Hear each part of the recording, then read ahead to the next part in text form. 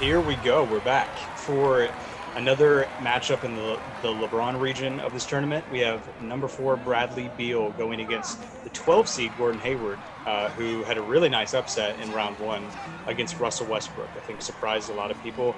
Now we'll have to face, again, one of the most skilled guards in the league in Beal, who looked good against Buddy Hield in his first round matchup.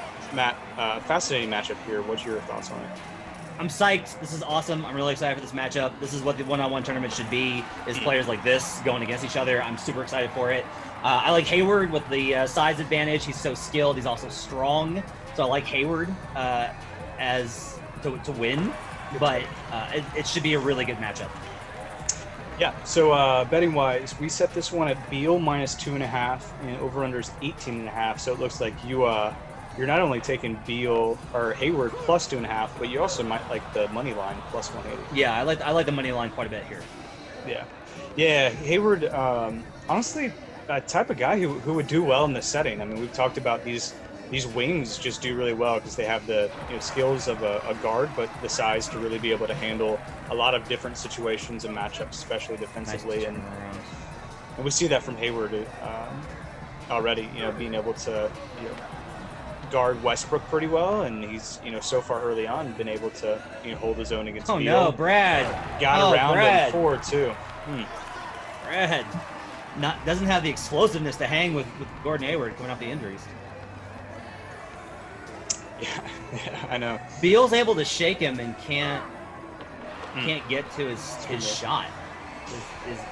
Beal had a nice little pull up mid ranger here. I think for a second point, but early on, it's definitely trying to get to the rack. Needs more of that. Tough. Yeah, that's good defense.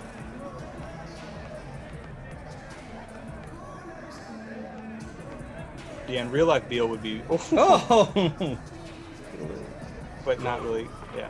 Nope. Not really able to finish. See, that's happened a lot in this tournament where guys will make awesome moves to get there, and then they'll just they'll hesitate and get caught. Hayward exploding 5-3. Too big, too strong. Too big, too strong. That's right.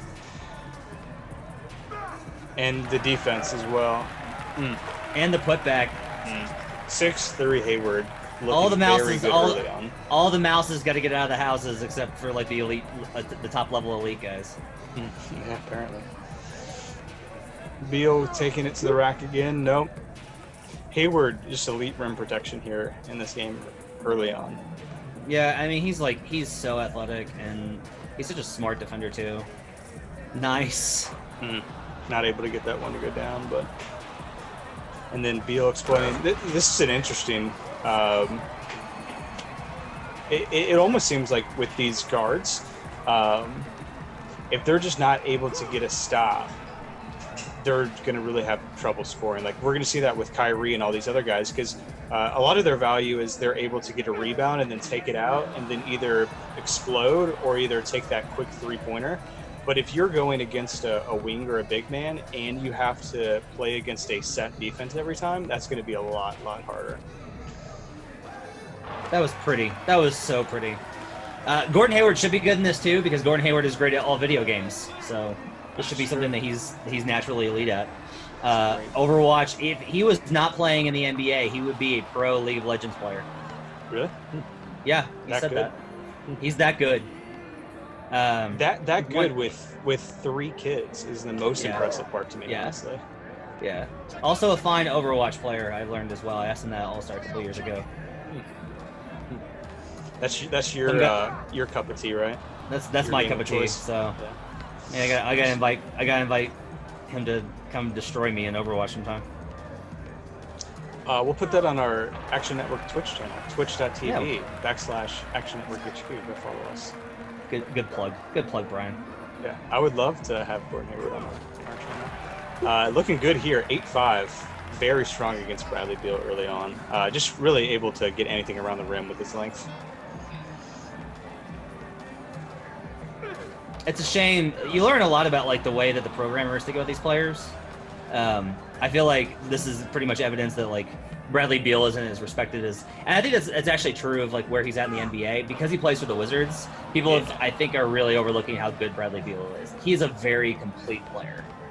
Yeah, like well, it's the same thing every year. Like they always talk about Bradley Beal as like a fringe all-star, and it's like this dude's not a fringe all-star. Get out of here.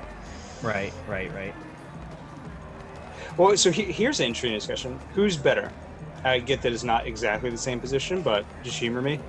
Bradley Beal or Kemba Walker? Bradley Beal's better. Kemba, I think, may have been a couple of years ago, but Kemba's kind of slid a little bit. And like, I honestly, if somebody asked me like how tall is Bradley Beal, I was like, oh, he's 6'5", and then it was like, no, he's 6'3". He's much smaller than I thought he was, but he plays really big.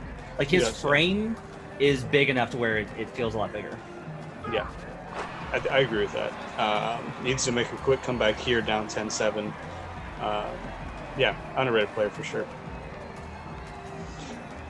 And explodes by him for the win. Gordon Hayward continues the Cinderella run, gets Westbrook in the first round, and takes down 4 seed Bradley Beal in the second to go to the Sweet 16.